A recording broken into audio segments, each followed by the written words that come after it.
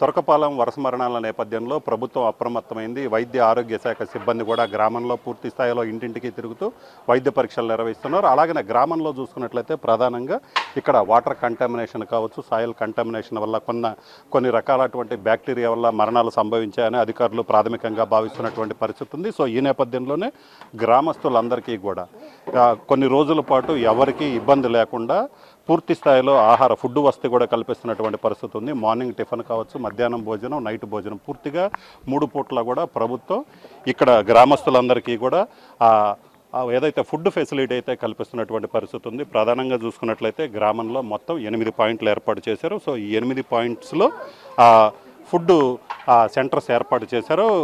ఏదైతే గుంటూరులో పూర్తి స్థాయిలో వంటలన్నీ ఆహారం తీసుకొని అక్కడ వండినటువంటి ఆహారం తీసుకొని గ్రామానికి రావడం జరుగుతుంది. గ్రామానికి వచ్చిన తర్వాత ఇక్కడ మొత్తం 8 సెంటర్లు ఏర్పాటు చేశారు.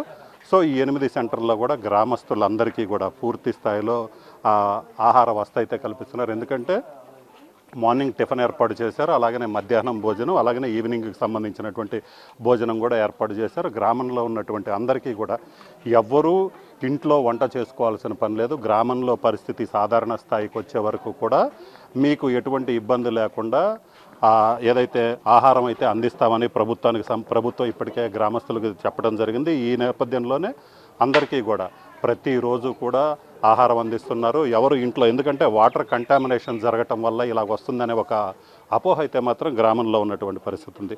అయితే వైద్య ఆరోగ్య శాఖ అధికారులు ఇప్పటికే దీనికి సంబంధించి వాటర్ కంటామినేషన్ జరిగిందా లేదా అనే దానికి సంబంధించి టెస్టులు కూడా నిర్వహించారు. అయితే వాటర్ కంటామినేషన్ జరగలేదని తేలినప్పటికీ కూడా గ్రామస్తులు కొంత ఆందోళన ఉన్న నేపథ్యంలో మళ్ళీ వాళ్ళ ఆందోళన మళ్ళీ తగ్గే వరకు కూడా, ఎందుకంటే వాళ్ళకి సంబంధించి చూసుకున్నట్లయితే ఆందోళన తగ్గాలి, మళ్ళీ వాళ్ళు సాధారణ స్థాయికి చేరుకోవాలి.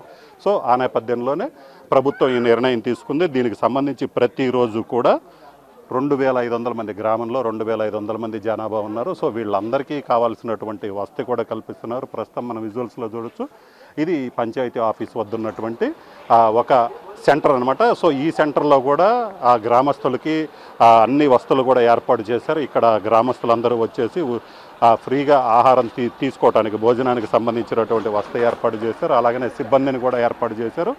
వాళ్ళు తీసుకొని వచ్చినటువంటి, వాళ్ళు వండినటువంటి ఆహారం మొత్తం ఇక్కడికి తీసుకొచ్చేసి ఎవరైతే గ్రామస్తులు ఉన్నారో వాళ్ళందరికీ కూడా ఉచితంగా అందిస్తున్నారు. ఇదే పరిస్థితి గ్రామంలో సాధారణ పరిస్థితి ఏదైతే ప్రజల్లో భయాందోళనలు పోయి సాధారణ పరిస్థితి నెలకొరే వరకు కూడా, అది ఎన్ని రోజులైనా కావచ్చు. సో అన్ని రోజుల పాటు గ్రామంలో ఎవరు ఇంట్లో వండుకోవాల్సిన అవసరం లేదు.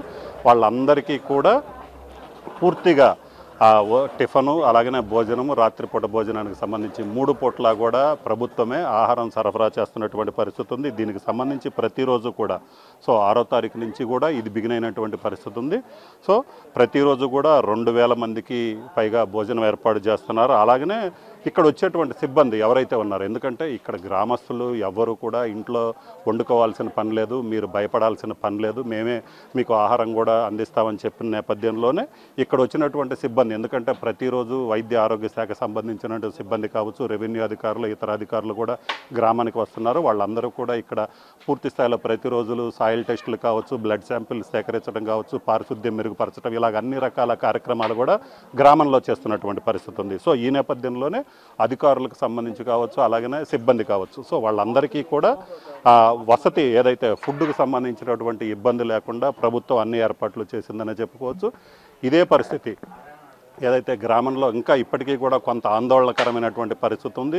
నిన్న చూసినట్లయితే ఒకరికి మెలియాయిడోసిస్ వచ్చినట్లు కూడా గుంటూరు ప్రభుత్వ ఆసుపత్రిలో చికిత్స పొందుతున్నటువంటి వ్యక్తికి మెలియాయిడోసిస్ పాజిటివ్గా నిర్ధారణ అయిన నేపథ్యంలోనే గ్రామస్తులు మళ్ళీ ఇంకా చాలామంది టెస్టులకు సంబంధించినటువంటి రిజల్ట్ రావాలి, ఆ టెస్టుల రిజల్ట్ ఎలాగ వస్తాయన్న ఒక ఆందోళన అయితే మాత్రం గ్రామంలో నెలకొన్న నేపథ్యంలోనే మరికొన్ని రోజుల పాటు కూడా ఇదే పరిస్థితి ఏదైతే గ్రామస్తులకు సంబంధించినటువంటి ఆహార వసతి అయితే అందిస్తామని అధికారులు చెప్తున్నారు. కెమెరామెన్ నాగరాజ్తో రామారావు, ఎన్టీవీ, తొరకపాలెం నుంచి.